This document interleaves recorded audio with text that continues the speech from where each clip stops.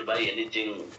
Just as the screen of the movie is associated with every object in the same movie, so when there is a lakh bungalow shows in Mahabharata, the screen is intimately associated with fire, but it is not burned.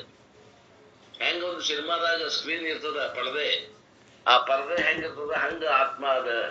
ಆ ಪರದೆ ಇಲ್ಲಾಂದ್ರೆ ಯಾವ ಚಿತ್ರಗಳು ಕಾಣಿಸ್ಕೊಳ್ಳುದಿಲ್ಲ. ಸಿನಿಮಾದ ಚಿತ್ರಗಳು ಏನಾದ್ರು ಭಿತ್ತಿ ಇರ್ತದ, ಪರದೆ ಅಂತೀವಿ, ಭಿತ್ತಿ ಅಂತೀವಿ.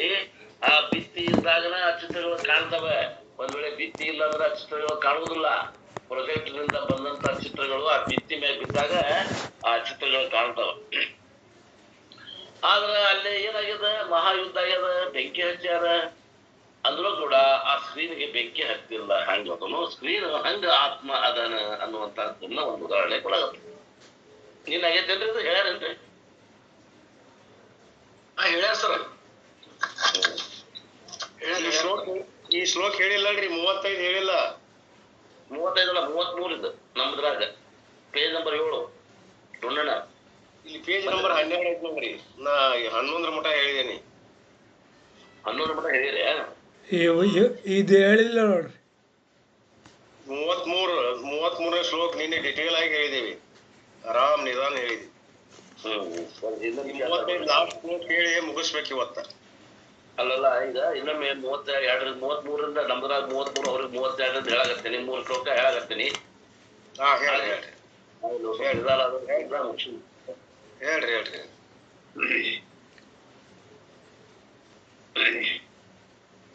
The screen is intimately associated with fire, but it is not burned. ಆ ಸಿನಿಮಾದ ಚಿತ್ರದಾಗ ಒಂದು ಬೆಂಕಿ ಹಚ್ಚಿದ ಸಿನಿಮಾ ಸನ್ನಿವೇಶ ಬರೋದ. ಆ ಬೆಂಕಿ ಹಚ್ಚಿದ್ದೆಲ್ಲ ಕಾಣ್ತದ, ಆದ್ರ ಸ್ಕ್ರೀನಿಗೆ ಬೆಂಕಿ ಹತ್ತಿತ್ತೇನೋ ಹತ್ತಿಲ್ಲ. ಹೆಂಗೋ ಹಂಗ ಜಗತ್ನಾಗ ಈ ಆತ್ಮ ಇಲ್ಲದ ಯಾವುದೋ ಕೆಲಸ ಕಾರ್ಯಗಳು ನಡೆಯುವುದಿಲ್ಲ. ಆದ್ರೆ ಆತ್ಮಕ್ಕೆ ಯಾವುದೋ ನಿಪ್ಪೆತ್ತೆ ಅನ್ನೋದಿಲ್ಲ, ಅಂಟ್ಕೊಳ್ಳೋದಿಲ್ಲ ಅಂತ ಹೇಳಾಗತ್ತ. Similarly, when it is a Titanic movie, the water is all over. The screen is intimately associated with water, but it is not met by water. ಒಂದು ಇಂಗ್ಲಿಷ್ ಪಿಕ್ಚರ್ ಬಂದಿತ್ತು, ಯಾರಾದ್ರೂ ನೋಡಿದ್ರೆ ಹೇಳ್ತಾರ ಅಂದ್ರೆ, ಟೈಟಾನಿಕ್ ಪಿಕ್ಚರ್ ಅಂತ ಬಂದಿತ್ತು. ಆ ಸಿನಿಮಾದಾಗ ಒಂದು ಹಡಗ ಮುಳುಗ್ತದ್ರಿ, ಸಮುದ್ರದಾಗ ಒಂದು ಹಡಗ ಮುಳುಗ್ತದೆ. ಎಲ್ಲೆಲ್ಲೂ ನೀರು ತೋರಿಸ್ತಾರೆ, ಆದ್ರೆ ಅದು ನೀರು ಇದ್ದ ಸಿನಿಮಾ ತೋರಿಸಿದ್ರು ಕೂಡ ಆ ಸ್ಕ್ರೀನ್ಗೆ ಏನದ ನೀರಿನಿಂದ ಅದು ನೆಲದೇನೂ ಇಲ್ಲ, ನೆಲದಿಲ್ಲ. Otherwise, after every show, they have to dry the screen with a dryer. ಒಂದು ವೇಳೆ ಅದು ನೆನೆದಿತ್ತಪ್ಪ ಅಂದ್ರೆ ನೀರಿನಿಂದ ಮತ್ತೆ ಮುಂದಿನ ಸಿನಿಮಾ ಚಾಲೂ ಮಾಡ್ಬೇಕಂದ್ರೆ ಅದನ್ನ ಒಣಗಿಸ್ಬೇಕಾಗಿತ್ತು ಸ್ಕ್ರೀನ್ ಅಂತ. They do not do it. ಹಂಗ್ ಮಾಡುದಿಲ್ಲ. Its pervasion is called immanence, but remaining untainted is called transcendence. ಏನ್ರಿ? ಅದು ಇರಬೇಕು, ಅದು ಇಲ್ಲ ಅಂದ್ರೆ ಕೆಲಸ ಆಗೋದಿಲ್ಲ. ಬಟ್ ಅದು ಇದ್ರೂ ಕೂಡ ಅದು ಏನು ಮಾಡುವುದಿಲ್ಲ.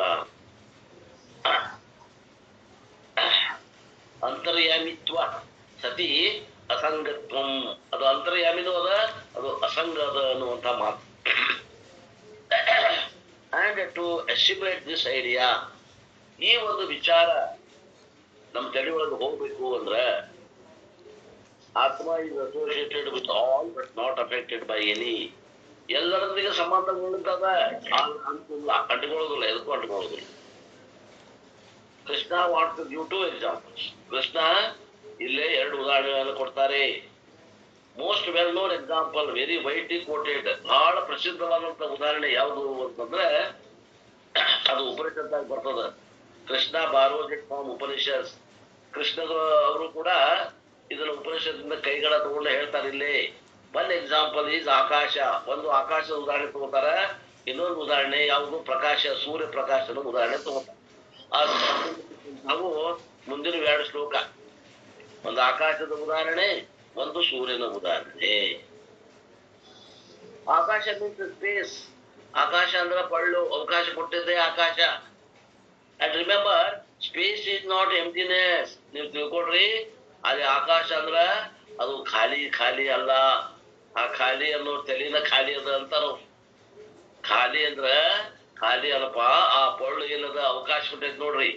ಪುಸ್ತಕ ಇಟ್ಟು ಬಾ ಕಪಾಟ್ನಾಗ ಅಂದ್ರ ಕಪಾಟ್ ಇಡಾಕ ಏನ್ ಜಗ ಐತಲ್ಲ, ಜಗ ಪಳ್ಳು, ಆ ಪೊಳ್ಳೆ ಆಕಾಶ. ಅದಕ್ಕ ಆಕಾಶ ಅಂದ್ರೆ ಏನು ಇಲ್ಲದ ಎಂಟಿಟಿ ಅಲ್ಲದು. ಅದು ಎಲ್ಲದಕ್ಕೂ ಅವಕಾಶ ಕೊಟ್ಟಿದ್ದ ತತ್ವ ಆಕಾಶದ. But it is a subtlest form of matter. ಅದಕ್ಕೇನಂತಾರ ಅವ್ರು ಆಕಾಶಕ್ಕಂದ್ರ ಈ ಒಂದು ಪ್ರತಿಯೊಂದು ಏನ್ ಜಗತ್ನಾಗ ಸ್ಥೂಲ ಭೂತಗಳದಾವ, ಆ ಸ್ಥೂಲ ಭೂತದ ಸೂಕ್ಷ್ಮ ಭೂತದು, ಅತ್ಯಂತ ಸೂಕ್ಷ್ಮ ಭೂತದ. ಅದು ಕಣ್ಣಿಗೆ ಕಾಣುದಿಲ್ಲ, ಕೈಲಿ ಮುಟ್ಟಾಕ ಬರುವುದಿಲ್ಲ, ಅದು ಇಲ್ಲ ಅಂತಲ್ಲ. This is not nothingness or emptiness. It is a subtlest form of matter. ನೋಡ್ರಿ, ಆಕಾಶ ಅಂತಂದ್ರ ಅದು ಎಲ್ಲದರ ಅಭಾವ ಅಂತನೂ ಅಲ್ಲ, ಅಥವಾ ಖಾಲಿತನ ಅಂತನೂ ಅಲ್ಲ. ಅಂದ್ರ ಏನು ಅಂದ್ರ ಅದು ಏನು ಈ ಜಗತ್ತದ ಸ್ಥೂಲವಾದ ಜಗತ್ತಿನ ಒಂದು ಸೂಕ್ಷ್ಮ ರೂಪ. ಅದು ಕೈಲಿ ಮುಟ್ಟಾಕಂಗಿಲ್ಲ, ಕಣ್ಣಿಲೆ ಕಾಣಕ್ಕಾಗಂಗಿಲ್ಲ. Space is one example and Prakasha, the light of the sun, is another example. ಒಂದು ಉದಾಹರಣೆ ಯಾವ್ದು ಕೊಡ್ತಾರೆ? ಆತ್ಮ ಹೆಂಗದ ಅನ್ನೋದಕ್ಕ ತಿಳ್ಕೊಳಕ ಆಕಾಶದಂತೆ. ಇನ್ನೊಂದು ಉದಾಹರಣೆ ಯಾವ್ದು ಕೊಡ್ತಾರ? ಸೂರ್ಯ ಪ್ರಕಾಶದಂತೆ. Space and Atma have got several common features. ನೋಡ್ರಿ, ಆತ್ಮನಿಗೂ ಆಕಾಶಕ್ಕೂ ಅನೇಕ ಸಾಮಾನ್ಯ ಅಂಶಗಳು ಕೂಡ್ಯಾವ. That is why it is an ideal example. ಆದ್ದರಿಂದ ಆಕಾಶಕ್ಕೂ ಆತ್ಮಕ್ಕೂ ಹೋಲಿಕೆಯನ್ನ ಮಾಡಿ ತಿಳಿಸ್ಲಿಕ್ಕೆ ಅನುಕೂಲ ಆಗ್ತದೆ. What are common features? ಏನಂಗಾರದಾವು ಸಾಮಾನ್ಯ ಅಂಶಗಳು? ಆಕಾಶ ಮತ್ತು ಆತ್ಮಕ್ಕ ಸಾಮಾನ್ಯ ಅಂಶಗಳು ಏನದಾವು ಅಂದ್ರೆ, ಅದು ಆಕಾಶನು ಒಂದ ಅದ, ಆತ್ಮನು ಒಂದ ಅದ. ಏಕತ್ವಂ. ಏಕಃ ಆತ್ಮ, ಏಕಃ ಆಕಾಶ, ಏಕಃ. ಎರಡು ಒಂದೊಂದು ಅದ ನೋಡಿ. ಸರ್ವ ವ್ಯಾಪಕತ್ವಂ. ಆತ್ಮನು ವ್ಯಾಪಕದ, ಸರ್ವ ಎಲ್ಲಕ್ಕಿಂತಲೂ ವ್ಯಾಪಕವಾಗಿರುವುದು ಆಕಾಶ ಅದ. ಆ ಆತ್ಮನು ಆತ್ಮನು ಕೂಡ ಆಕಾಶದಂತೆ ವ್ಯಾಪಕವೇ ಇದೆ. Atma is all pervading, akasha is all pervading. ಅಚಲತ್ವಂ. ಆಕಾಶ ಹೆಂಗದರಿ? ಅಚಲ ಅದ, ಅದು ಎಲ್ಲಿ ಚಲಿಸೋದಿಲ್ಲ.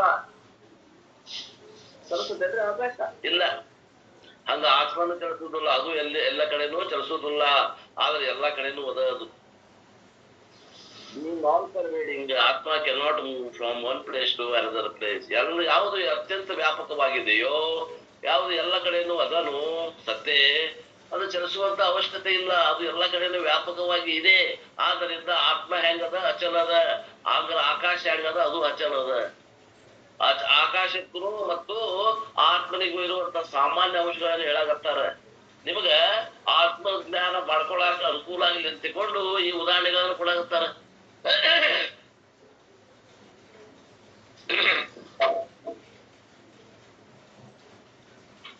ಏಕತ್ವಂ, ಸರ್ವವ್ಯಾಪಕತ್ವಂ, ಅಚಲತ್ವಂ, ನಿರ್ವಿಕಾರತ್ವಂ. ಆಕಾಶ remains the same. It doesn't be get older and younger. ನಿರ್ವಿಕಾರ ಅದ ರೀ ಅದು. ಆಕಾಶ ನಿರ್ವಿಕಾರ ಅದ, ಅದಕ್ಕೆ ಯಾವ ವಿಕಾರಗಳಿಲ್ಲ. ಅಸ್ಥಿತೆ, ಜಾಯತೆ, ವರ್ಧತೆ, ವಿಪರಿಣಮತೆ, ವಿನಶತಿ ಅನ್ನುವಂತ ಷಡ್ಭಾವ ವಿಕಾರಗಳು ಯಾವೂ ಇಲ್ಲ ಆಕಾಶಕ್ಕ ಅಂತೀರೇನು? ಅನ್ಕೋಬೇಕಾಗುತ್ತೆ. ಆದ್ರೆ ಆಕಾಶ ಹುಟ್ಟೈತಿ, ಆಕಾಶಕ್ಕೆ ಸಾವು ಐತಿ, ಆದ್ರೆ ಆತ್ಮನಿಗೆ ಹುಟ್ಟು ಸಾವು ಇಲ್ಲ. ಆಕಾಶ ತಸ್ಮಾತ್ ವಾ ಯತಸ್ಮಾತ್ ಆತ್ಮನ ಆಕಾಶ ಸಂಭೂತ ಅಂತ ತೈತಿರು ಉಪನಿಷತ್ ಹೇಳೋದ್ರಿಂದ ಆಕಾಶಕ್ಕೆ ಉತ್ಪತ್ತಿ ಹೇಳಿವಿ ನಾವು. ಆದ್ರೆ ಆತ್ಮನಿಗೆ ಉತ್ಪತ್ತಿ ಹೇಳಕ್ ಬರಂಗಿಲ್ಲ. ಅದ ಒಂದ ವ್ಯತ್ಯಾಸ ಅದ ನೋಡ್ರಿ.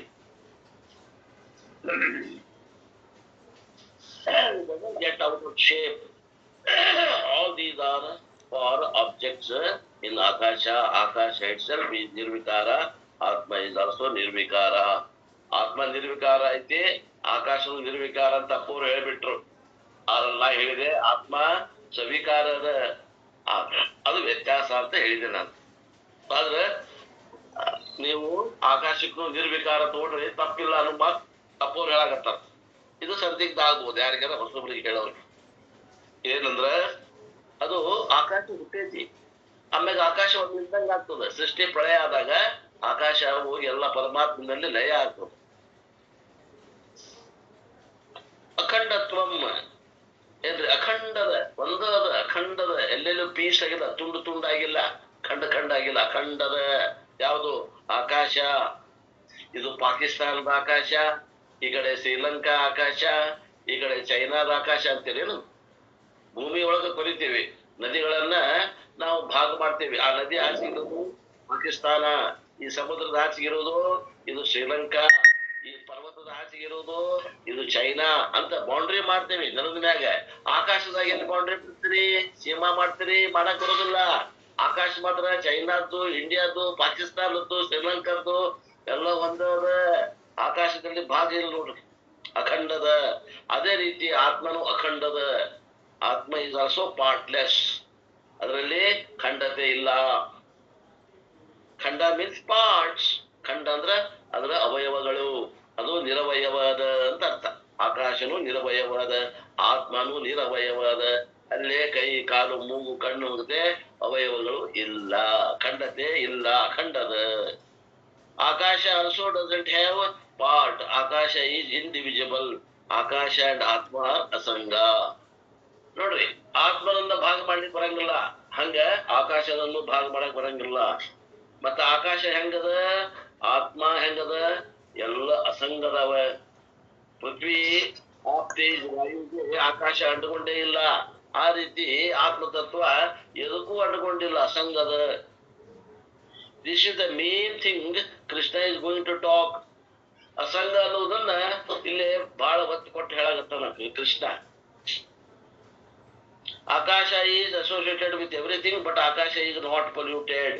ನೋಡ್ರಿ, ಆಕಾಶ ಎಲ್ಲದ, ಆಕಾಶದಿಂದ ಯಾವ ವಸ್ತುಗಳು ಇರಕ್ಕಾಗೋದಿಲ್ಲ. ಪೃಥ್ವಿಗೂ ಅವಕಾಶ ಬೇಕು, ಜಲಕ್ಕೂ ಅವಕಾಶ ಬೇಕು, ವಾಯುವಿಗೂ ಅವಕಾಶ ಬೇಕು, ಅಗ್ನಿಗೂ ಅವಕಾಶ ಬೇಕು. ಆದ್ರೆ ಅವಕಾಶ ಕೊಟ್ಟಂತ ಆಕಾಶ ಇವು ಎದಕ್ಕೂ ಅಂಟುಕೊಂಡಿಲ್ಲ. Either by the good qualities or by the bad qualities. ಆ ಒಳ್ಳೆ ಗುಣಗಳನ್ನು ಅಂಟುಕೊಂಡಿಲ್ಲ, ಕೆಟ್ಟ ಗುಣಗಳಿಂದಲೂ ಅಂಟುಕೊಂಡಿಲ್ಲ. ಅದು ಆತ್ಮ. ಆಕಾಶನ ಅಂಟುಕೊಂಡಿಲ್ಲ ಅಂದಾಗ ಆತ್ಮನು ಅಂಟುಕೊಂಡಿಲ್ಲ. ಆಕಾಶ ಡಸಂಟ್ ಬಿಕಮ್ ಟರ್ಬಿಡ್. ಆಕಾಶ ಎಂದೂ ಹೊಲಸಾಗೋದಿಲ್ಲ. ಸುಂಟ್ರ ಗಾಳಿ, ಧೂಳ ಎದ್ದಿರ್ತದ, ಹಾಳಿ, ಡಸ್ಟ್ ಎಲ್ಲ ಎದ್ದಿರ್ತೈತಿ, ಸುಂಟ್ರ ಗಾಳಿ. ಆಕಾಶಕ್ಕೆ ಏನದ ಅದು ಸೋಂಕೇತನ್ರಿ? ಆ ಧೂಳ ಇಲ್ಲ. ಧೂಳ ಆಕಾಶಕ್ಕೆ, ಆ ಪೊಳ್ನಾಗ ಆಕಾಶದಾಗ ಅದು ಆಕಾಶ ಹೆಂಗಿತ್ತು ಶುದ್ಧ ಹಂಗ ಅದ. ಆದ್ರ ಆಕಾಶನೋ ಏನೋ ದೂಷಿತ ಆಗೈತನ ಅನ್ನೋ ಹಂಗ ಕಾಣ್ತದ ಏನ್ರಿ? ಆಕಾಶ ದೂಷಿತ ಆತೇನೋ ಅನ್ನೋ ಹಂಗ ಕಾಣ್ತದ.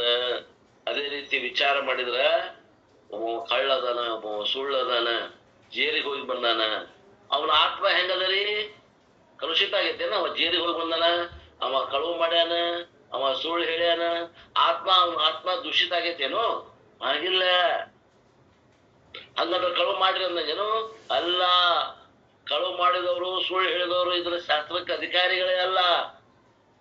ಅವ್ರ ಮುಂದೆ ಈ ಮಾತನ್ನ ಹೇಳಲೇಬಾರದು.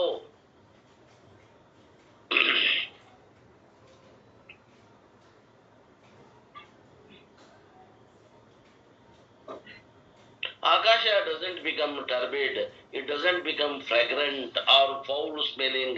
ಅಸಂಗತ್ವಂ. ನೋಡ್ರಿ, ಒಂದೇನೋ ಕೊಳ್ತೈತಪ್ಪ, ಒಂದೇನೋ ಕಾಯಿಪಲ್ಲೆ ಕೊಳ್ತದ, ಏನೋ ಒಂದು ಆಹಾರ ಹಳಸಿದ, ಅದು ವಾಸನೆ ಬಂದದ. ವಾಸನೆ ಬಂದದ ಅಂತಂದ್ರ ಆಕಾಶಕ್ಕ ಅದು ಏನಾರ ಅಂಟುಕೊಂಡೈತಿಲ್ಲ ಆ ವಾಸನೆ? ಇಲ್ಲ. ಆಕಾಶಕ್ಕೆ ಅಂಟುಕೊಂಡಿಲ್ಲ ಅಂದ್ರ ಆತ್ಮಕ್ಕೆ ಏನಾರ ಅಂಟುಕೊಂಡೈತಿಲ್ಲ ಅದು ಕೆಟ್ಟ ವಾಸನೆ? ಇಲ್ಲ. ಇಲ್ಲಪ್ಪ, ಒಂದು ತೋಟದಾಗ ಅನೇಕ ಹೂಗಳು ಅಳ್ಳ್ಯಾವ, ವಾಸನೆ ಬರಾಗತ್ತದ, ಆ ವಾಸನೆ ಅಂಟುಕೊಂಡೈತೇನು ಆಕಾಶಕ್ಕ? ಇಲ್ಲ, ಅದು ಅಂಟುಕೊಂಡಿಲ್ಲ. ಒಂದು ಒಳ್ಳೆ ವಾಸನೆನೂ ಅಂಟುಕೊಂಡಿಲ್ಲ, ಒಂದು ಕೆಟ್ಟ ವಾಸನೆನೂ ಅಂಟುಕೊಂಡಿಲ್ಲ. ಅದು ಅಸಂಗದ. ಯಾವುದು? ಆಕಾಶದ ಅಸಂಗದ. ಆಕಾಶಕ್ಕಿಂತಲೂ ಎಷ್ಟೋ ಪಟ್ಟು ವ್ಯಾಪಕ ಸೂಕ್ಷ್ಮ ಇರುವಂತ ಆತ್ಮನಲ್ಲಿ ಸಂಘವನ್ನ ಹೇಳಲಿಕ್ಕೆ ಬರುವುದಿಲ್ಲಪ್ಪ ಅರ್ಜುನ ಅಂತ ತಿಳ್ಕೊಂಡು ಕೃಷ್ಣ ಪರಮಾತ್ಮ ಅರ್ಜುನಿಗೆ ಎಳೆ ಎಳೆಯಾಗಿ ಅಸಂಗತ್ವವನ್ನು ಹೇಳ್ತಾ ಇದ್ದಾರೆ. ಆ ವೃತ್ತಿ ನಮಗೂ ಆಗ್ಬೇಕು, ಆ ರೀತಿ ವಿಚಾರಧಾರೆ ನಮಗಾಗ್ಬೇಕು. ಅದಕ್ಕೆ ಜ್ಞಾನಾದೇವತು ಕೈವಲ್ಯ ಬಂದಾರ. ಯಾರು ತಲೆ ಮ್ಯಾಗ ಕೈ ಇಟ್ರ ಮೋಕ್ಷ ಆಗ್ತದ ಅಂತ ಎಲ್ಲಿಯೂ ಹೇಳಿಲ್ಲ. ಈ ವಿಚಾರಗಳನ್ನು ಮಾಡ್ಬೇಕು. ಅಂಡ್ ಫೈನಲಿ ಕೊನೆಗೆ ಆಕಾಶ ಈಗ ಸರ್ವ ಆಧಾರತ್ವಂ. ನೋಡ್ರಿ, ಉಳಿದ 4 ಭೂತಗಳಿಗೆ ಆಧಾರ ಯಾವ್ದೈತಿ? ಆಕಾಶನ ಆಧಾರ ಆಗೈತ. ವಾಯು, ಅಗ್ನಿ, ಜಲ ಮತ್ತು ಪೃಥ್ವಿಗಳಿಗೆ ಆಧಾರ ಯಾವ್ದದ ರೀ? ಅದು ಆಕಾಶ ಐತಿ. It accommodates, it supports everything. ಪ್ರತಿಯೊಂದು ಇರ್ಲಿಕ್ಕೆ ಅವಕಾಶ ಕೊಟ್ಟಿದ್ದು ಆಕಾಶದ. ಆಕಾಶ ಇರ್ಲಿಕ್ಕಂದ್ರೆ ಅವಕಾಶ ಇಲ್ಲಂದ್ರೆ ಎಲ್ಲಿರ್ತೀರಿ? ಆದ್ರಿಂದ ಅವಕಾಶ ಕೊಟ್ಟಿದ್ದು 4 ಭೂತಗಳಿಗೆ ಅವಕಾಶ ಕೊಟ್ಟಿದ್ದು ಆಕಾಶ ಐತಿ. ಹಂಗ ಎಲ್ಲ ವಸ್ತುಗಳಿಗೆ, ಜಗತ್ತಿನಲ್ಲಿ ಇರುವಂತ ಎಲ್ಲ ವಸ್ತುಗಳಿಗೆ ಅವಕಾಶ ಕೊಟ್ಟಿದ್ದು ಮತ್ತು ಅದರ ಮೇಲೆ ತೋರ್ತಾ ಇರುವಂತದ್ದು ಅದು ಆತ್ಮ ಸ್ವರೂಪದ. The whole cosmos is located in akasha. ನೋಡ್ರಿ, ಈ ಎಲ್ಲ ಸೃಷ್ಟಿ ಅನ್ನುವಂಥದ್ದು ಏನದ, ಈ ಸೃಷ್ಟಿ, ಗೋಳಕಗಳು, ಎಲ್ಲ ಗ್ರಹಗಳು, ನಕ್ಷತ್ರಗಳು, ಸೋಲಾರ್ ಸಿಸ್ಟಮ್, ಗ್ಯಾಲಕ್ಸಿ ಅನ್ನುವಂಥವು ಏನು ಆಕಾಶ ಕಾಯಿಗಳದಾವ, ಎಲ್ಲವೂ ಆಕಾಶದಲ್ಲಿ ಇದಾವ, ಪೊಳ್ಳನಾಗ ಅದಾವ. ಆಕಾಶದ ಮ್ಯಾಗ ನೋಡ್ಬೇಡ್ರಿ, ಎಲ್ಲವೂ ಈ ಪೊಳ್ಳನಾಗ ಅದಾವ. ಆಕಾಶ ಅನ್ನುವಂಥ ಪೊಳ್ಳನಾಗ ಅದಾವ. ದೇವರ್ ಆಕಾಶ ಈಜ್ ವಿಶ್ವಾಧಾರಂ. ಆದ್ದರಿಂದ ಈ ಆಕಾಶವು ವಿಶ್ವಕ್ಕೆ ಆಧಾರ ಆಗ್ಯದ. ಅಂಡ್ ಭಗವಾನ್ ಆಲ್ಸೋ, ಆತ್ಮ ಇಸ್ ಆಲ್ಸೋ ವಿಶ್ವಾಧಾರಂ. ಆ ಭಗವಂತನು ಕೂಡ ವಿಶ್ವಕ್ಕೆ ಆಧಾರ ಆಗ್ಯಾನ. ಸದ್ರೂಪ ಚಿದ್ರೂಪನ ಆನಂದ ರೂಪನಾದಂತಹ ಚೇತನ ಅದು ಕೂಡ ಈ ವಿಶ್ವಕ್ಕೆ ಆಧಾರ ಆಗ್ಯದ ಆಕಾಶದಂತೆ. That is why in Vishnu Sahasranama after ವಿಶ್ವ ಏನಂತಾರ, ವಿಶ್ವಾಧಾರಂ, ವಾಟ್ ಕಮ್ಸ್ ಈಸ್ ಗಗನ ಸದೃಶಂ. ಆದ್ದರಿಂದ ವಿಷ್ಣು ಸಹಸ್ರನಾಮದೊಳಗ ಆ ಪರಮಾತ್ಮನ ವರ್ಣನೆ ಮಾಡಬೇಕಾದಾಗ ಏನ್ ಬರ್ತದ, ವಿಶ್ವಾಧಾರಂ ಅಂತ ಬರ್ತದಲ್ಲ, ಆ ಶಬ್ದ ಆದ್ಮೇಲೆ ಆ ವಿಷ್ಣು ಹೆಂಗದಾನಂದ್ರ ಗಗನ ಸದೃಶಂ ಅಂತ ಒಂದು ಶಬ್ದ ಬರ್ತದ. ಅಂದ್ರೆ ಅವ ಗಗನದಂತೆ ಇದಾನ. ಗಗನ ಅಲ್ಲ, ಗಗನದಂತೆ ವ್ಯಾಪಕವಾಗಿ ಅವ ಅಸಂಗನಾಗಿ ಅದಾನ, ವಿಶ್ವಕ್ಕೆ ಆಧಾರನಾಗಿ ಅದಾನ ಅಂತ ಅರ್ಥ. ಗಗನ ಮೀನ್ಸ್ ಆಕಾಶ, ಗಗನ ಸದೃಶಂ ಅಂದ್ರೆ ಆಕಾಶದಂತೆ. ಆತ್ಮ ಈಸ್ ನಾಟ್ ಆಕಾಶ, ಆಕಾಶದಂತೆ ಅನ್ಬೇಕು. ಆತ್ಮನು ಆಕಾಶದಂತೆ ಅಂದ್ರೆ ಆಕಾಶ ಅಲ್ಲ, ಆಕಾಶದಂತೆ ತಿಳ್ಕೊಳಕ್. ಮೊದಲು ಆಕಾಶ ತಿಳ್ಕೊಳ್ರಿ, ಆತ್ಮನನ್ನು ತಿಳ್ಕೊಳಕ್ ಬರ್ತದ ಅಂತ ಈ ಮಾತಿನ ಅರ್ಥ.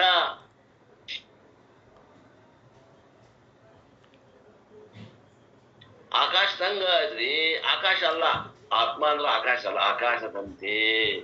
ನಮ್ಮ ಮನೆ ಬಾಜು ಪೀರ್ ಸಾಬ್ ಅಂತದ. ನಾವು ಹಿಂದೂಗಳು ಆ ಪೀರ್ ಸಾಬ ನಮ್ಮ ಕಾಕನ ವಾರಿಗೆ ಅಮ್ಮ, ಅವ್ ನಾವು ಕಾಕಾ ಕಾಕಾ ಅಂತೇವಿ. ಕಾಕಾ ಏನವ ಅಲ್ಲ, ಆಕಾಶದಂಗ ಅಂತ. ಆಕಾಶನ ಆತ್ಮ ಅಂದ್ರ ಆಕಾಶನು ಅಲ್ಲ, ಆಕಾಶದಂತೆ ಆತ್ಮ ಐತಿ.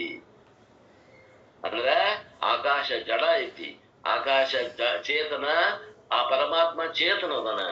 ಆಕಾಶ ಹುಟ್ಟೈತಿ, ಅವ ಚೇತನ ಹುಟ್ಟಿಲ್ಲ. ಇದು ಆದಿ, ಅದು ಅನಾದಿ. ಇದು ಶಾಂತ, ಅದು ಅನಂತ. ಇಷ್ಟು ವ್ಯತ್ಯಾಸ ಇದ್ರೂ ಕೂಡ ಆಕಾಶದ ವರ್ಣನೆ ಕೊಟ್ರ, ಆಕಾಶದ ಕಲ್ಪನೆ ಕೊಟ್ರ, ಪರಮಾತ್ಮನು ಅದೇ ರೀತಿ ಅದಾನನ್ನುವಂತ ಕಲ್ಪನಾ ಬರ್ಲಿ ಅರ್ಜುನ ಅಂತ ತಿಳ್ಕೊಂಡು ಕೃಷ್ಣ ಪರಮಾತ್ಮ ಉಪನಿಷತ್ತುಗಳಲ್ಲಿ ಇದ್ದಂತಹ ಆ ಹೋಲಿಕೆಗಳನ್ನ ಕೊಟ್ಟು ಆಕಾಶದ ತತ್ವವನ್ನು ಹೇಳಿ ಆಕಾಶದಂತೆ ಪರಮಾತ್ಮ ಅದಾನಪ್ಪ. ಮತ್ತ ನೀವು ಕೈ ಕಾಲು ಕಿರೀಟಧಾರಿ ತೋರ್ಸಿರಲ್ಲ, ಅದು ಅಲ್ಲೇನ್ರಿ? ಅಲ್ಲ. ಮನುಷ್ಯ ಆಕಾರ ತೋರ್ಸಿರ್ ದೇವ್ರಿಗೆ, ಅದಲ್ಲೇನ್ರಿ? ಅಲ್ಲ. ಅನಧಿಕಾರಿಗಳಿಗೆ, ಸ್ಥೂಲ ಬುದ್ಧಿ ಉಳ್ಳವರಿಗೆ ಆ ರೀತಿ ಮಾಡಿ ತೋರ್ಸಿದ್ದದ. ಅವ ಖರೆ ಅಂತ ಕೊಂಡಿರ್ಬೇಡ್ರಿ.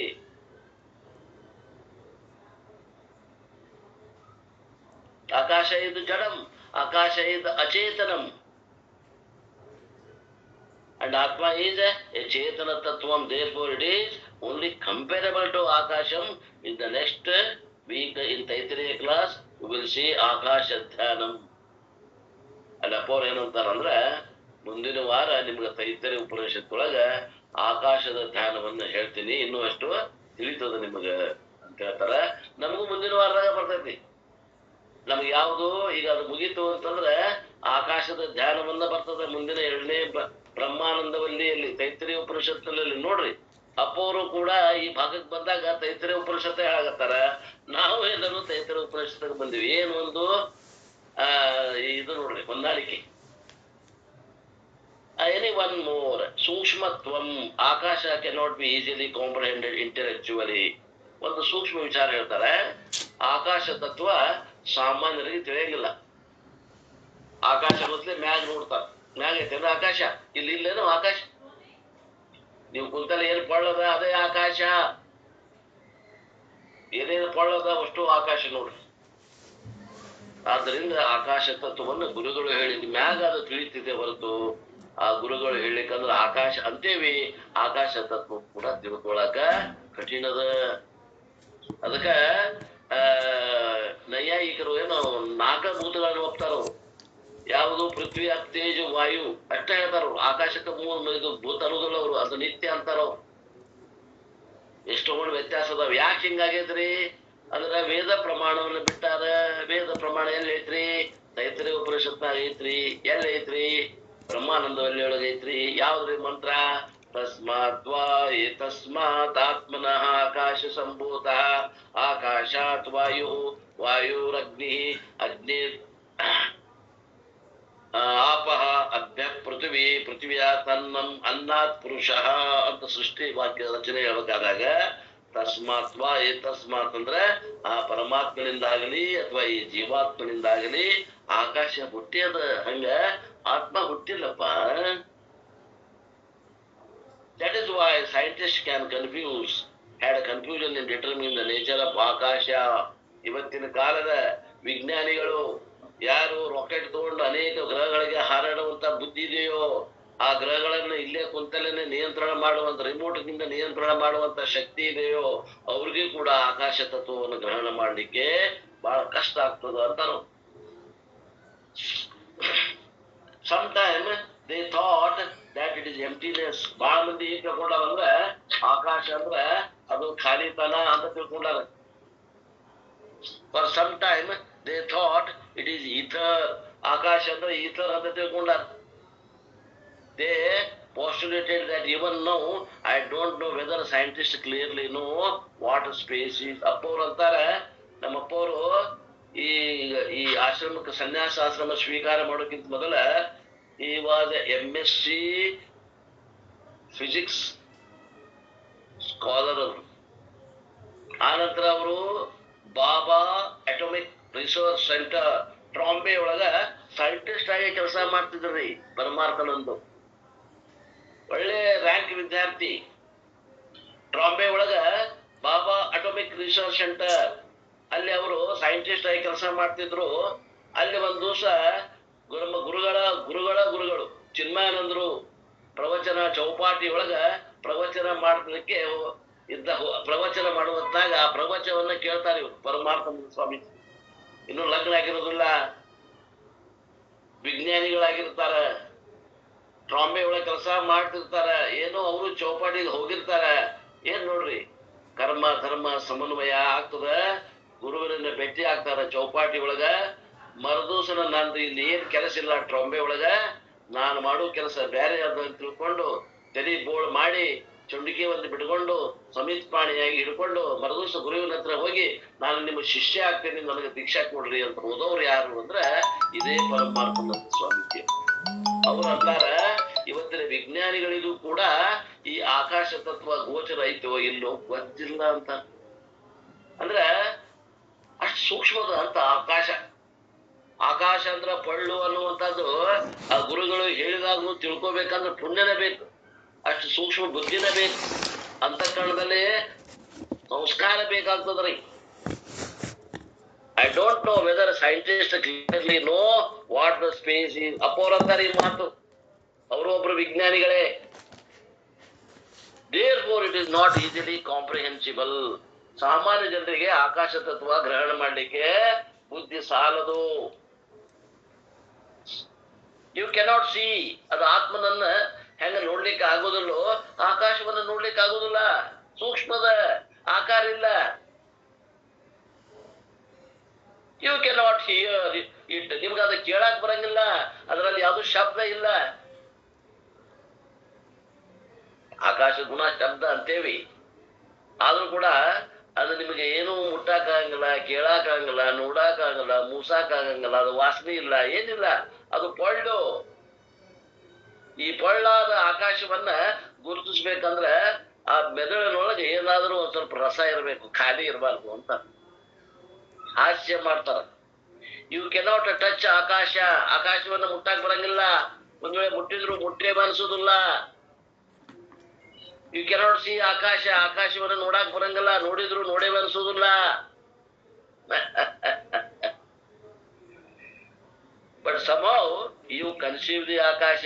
ಇಷ್ಟು ಹೇಳಿದ್ಮ್ಯಾಗ ಆಕಾಶವನ್ನ ನಮ್ಮ ಬುದ್ಧಿ ಗ್ರಹಣದಿಂದ ಗ್ರಹಣ ಮಾಡ್ತೇವಿ. ಹಂಗೆ ಆತ್ಮತತ್ವವನ್ನು ಗ್ರಹಣ ಮಾಡ್ತೇವಿ. ಆಕಾಶನ ನೋಡಕ್ ಆಗುವಂತಿನ ದೇವ್ರು ನೋಡ್ತೇವೆ ನಾವು? ಆಗೋದಿಲ್ಲ. ನೋಡೋದಿಲ್ಲ, ನೋಡ್ತೇವಿ. ಆಕಾಶವನ್ನ ನೋಡ್ತೇವಿ, ದೇವರನ್ನು ನೋಡ್ತೇವಿ. ಸಾಧ್ಯದ. Therefore, ಸೂಕ್ಷ್ಮತ್ವಂ is another common feature between ಆಕಾಶ ಅಂಡ್ ಆತ್ಮ. ಬಹಳ ಸೂಕ್ಷ್ಮ ಇರುವುದರಿಂದ ಇದು ಆಕಾಶವು ಕೂಡ ಹೆಂಗದ ಅಂದ್ರೆ ಆತ್ಮನಂತೆ ಬಹಳ ಸೂಕ್ಷ್ಮದ, ವ್ಯಾಪಕ. And therefore, Krishna gives this example. ಸರ್ವಗತಂ ಆಕಾಶ ಉಪಲಿಪ್ಯತೆ. All pervading space is not affected by anything. ವ್ಯಾಪಕವಾಗಿರುವಂತಹ ಆಕಾಶ ಯಾವುದಕ್ಕೂ ಕೂಡ ಅದು ಎಲ್ಲದಕ್ಕೂ ಅಸಂಗನಾಗಿ ಐತಿ. Because of what? ಸೌಕ್ಷ್ಮ್ಯಾತ್. ಅದು ಸೂಕ್ಷ್ಮ ಇರುವುದರಿಂದ. Because of its extremely subtle nature. ಅದು ಬಹಳ ಸೂಕ್ಷ್ಮ ಇರುವುದರಿಂದ ಅದು ಸಂಘ ಇಲ್ಲ, ಅಸಂಗ ಆಗ್ಯದ. It is a fine nature. ಸೂಕ್ಷ್ಮದ, ಮೈನ್ಯೂಟ್, ಬಹಳ ಸಣ್ಣ ಸಣ್ಣ ಸಣ್ಣ ಚಿಕ್ಕ ಚಿಕ್ಕ ಕಣಗಳಿಂದ ಆಕಾಶ ಕಾಣ್ತದ. ಅದು ಸ್ಥೂಲ ಕಣಗಳಿಂದ ಆಗಿಲ್ಲ, ಸೂಕ್ಷ್ಮ ಕಣಗಳಿಂದ ಆಗ್ಯದ. It is not affected anything ತಥಾ. ಅದು ಎದರಿಂದ ಕೂಡ ಅದು ಅಫೆಕ್ಟ್ ಆಗುದಿಲ್ಲ, ಪರಿಣಾಮ ಆಗುದಿಲ್ಲ ಅಂತ. In some the same way ಆತ್ಮ ನ ಲಿಪ್ಯತೆ ನ ಉಪಲಿಪ್ಯತೆ. ಆತ್ಮವು ಕೂಡ ಅದು ಎದಕ್ಕೂ ಅಂಟುಕೊಳ್ಳುವುದಿಲ್ಲ. The Atma is not tainted by, polluted by anything. ಅದನ್ನ ದೂಷಣೆ ಮಾಡಕ್ ಬರುವುದಿಲ್ಲ. ಆತ್ಮನನ್ನು ಎಂತ ಕಳ್ಳದಾನ, ಎಂತ ಸುಳ್ಳದಾನಂದ್ರು ಅವನ ಆತ್ಮನು ಶುದ್ಧ ಅದ ಅಂತ ಅರ್ಥ. ಆ ಶರೀರದಲ್ಲಿ ಅಂತಃಕರಣದಲ್ಲಿ ದೋಷದಾವ, ಆತ್ಮನಲ್ಲಿ ಯಾವ ದೋಷವಿಲ್ಲ. ಒಂದು ಉದಾಹರಣೆ ಕೊಡ್ತಾರೆ ನಿಮ್ಗೆ, ಇನ್ನೊಂದು ಇಲ್ಲಿ ಬರ್ತತಿಯಲ್ಲ ಗೊತ್ತಿಲ್ಲ, ಹೇಳ್ತೀನಿ. ಈಗ ಸ್ಫಟಿಕ ಮಣಿ ಅದ, ಯಾರು ನೋಡಿದ್ರೆ ಸ್ಫಟಿಕ ಮಣಿ. ಆ ಸ್ಫಟಿಕ ಮಣಿ ಹತ್ರ ಒಂದು ಕೆಂಪು ದಾಸವಾಳ ಹೂವು ಇಟ್ರೆ ಆ ದಾಸವಾಳ ಹೂವಿನ ಪ್ರತಿಬಿಂಬ ಆ ಒಂದು ಸ್ಫಟಿಕ ಮಣಿಯಲ್ಲಿ ಬಿದ್ದಂಗ ಕಾಣ್ತದ. ಆದ್ರೆ ಅದ್ ಒಳಗ ಐತೇನ್ರಿ ಅದು ಕಲರ್? ಕೆಂಪು ಬಣ್ಣ ಐತೇನ ಸ್ಫಟಿಕ ಮಣಿ ಒಳಗ? ಪ್ರವೇಶ ಆಗೈತೇನ ಅದು? ಇಲ್ಲ. ತೋರ್ತತಿಲ್ಲ, ತೋರ್ತದ, ಆದ್ರ ಅದು ಬಣ್ಣ ಒಳಗ ಪ್ರವೇಶ ಆಗಿಲ್ಲ. ಸ್ಫಟಿಕ ಮಣಿ ಹೆಂಗ ಶುಭ್ರ ಅದನೋ ಹಂಗ ಆತ್ಮ ಕರ್ತಾನು ಇಲ್ಲ, ಅಕರ್ತ, ಭೋಕ್ತ, ಸೂಕ್ಷ್ಮ, ಅಸಂಗ, ಯಾವ್ದ್ರಿಂದ ಲಿಪ್ಯ ಆಗಿಲ್ಲ, ಅಂಟಿಕೊಂಡಿಲ್ಲ. ಸರ್ವತ್ರ ದೇಹೇ ಅವಸ್ಥಿತಾ. Even though it is associated with everybody, every body may be fat, the atma is not fat. ಪ್ರತಿಯೊಂದು ಶರೀರಕ್ಕೆ ಅದು ಅಂಟುಕೊಂಡಂಗ ಐತೆ ಅಂತ ಅನ್ಸಿದ್ರು ಅದು ಯಾವ ಶರೀರಕ್ಕೂ ಅಂಟುಕೊಂಡಿಲ್ಲ. ಆತ್ಮ ಶರೀರ ದಪ್ಪ ಇರ್ಬೋದು, ಆತ್ಮ ದಪ್ಪದಲ್ರಿ? ಇಲ್ಲ. ಶರೀರ ತೆಳಗದ, ಆತ್ಮ ತೆಳಗದೇನು? ಇಲ್ಲ. ಆತ್ಮ ಹೆಂಗದ ಹಂಗದ, ಅದು ಅಂಟುಕೊಂಡಿಲ್ಲ, ಆ ಶರೀರಕ್ಕೆ ಅಂಟುಕೊಂಡೇ ಇಲ್ಲ. You need not slim the ಆತ್ಮ. ಆತ್ಮ ದಪ್ಪ ಸಣ್ಣ ಮಾಡ್ಲಿಕ್ಕೆ ಬರುದಿಲ್ಲ, ಶರೀರ ದಪ್ಪ ಸಣ್ಣ ಮಾಡಕ್ ಬರ್ತದ. ಅನ್ನ ಹಾಕಿದ್ರಿ ದಪ್ಪ ಆಗ್ತದ, ಅನ್ನ ಬಿಟ್ರಿ ಹಾಕೋದು ಅಂದ್ರೆ ಶರೀರ ತೆಳ್ಳಗಾಗ್ತದ. ಆತ್ಮ ಹಂಗ ದಪ್ಪ ತೆಳ್ಳಗ ಆಗೋದಿಲ್ಲ. Atma is not lean. Our mind may have raga, dvesha, krodha, but Atma doesn't have any raga, dvesha, krodha. ನೋಡಿ, ರಾಗ, ದ್ವೇಷ, ಕ್ರೋಧ, ಲೋಭ, ಮೋಹ, ಮದ, ಮತ್ಸರಗಳು, ಷಡ್ವರ್ಗಗಳು ಎಲ್ಲದಾವು ಅಂತಃಕರಣದಲ್ಲಿ ಅದಾವೆ, ಆತ್ಮನಲ್ಲಿ ಇಲ್ಲ. ತೋರಿ ಆತ್ಮನಲ್ಲಿ ತೋರ್ದಂಗ ಅನಿಸ್ತಾವ, ಆತ್ಮನಲ್ಲಿ ಇಲ್ಲವೇ ಇಲ್ಲ. ಇದನ್ನ ಹೇಳ್ಬೇಕಾಗ್ಯದ. ಸೊ ದಸ್ ಆತ್ಮ ಈಸ್ ಕಂಪೇರೇಬಲ್ ಟು ಆಕಾಶ. ಈ ರೀತಿ ಆತ್ಮನನ್ನ ಆಕಾಶಕ್ಕೆ ಹೋಲಿಕೆ ಮಾಡಿ ಈ ಶ್ಲೋಕದಲ್ಲಿ ಹೇಳಿದ್ರು.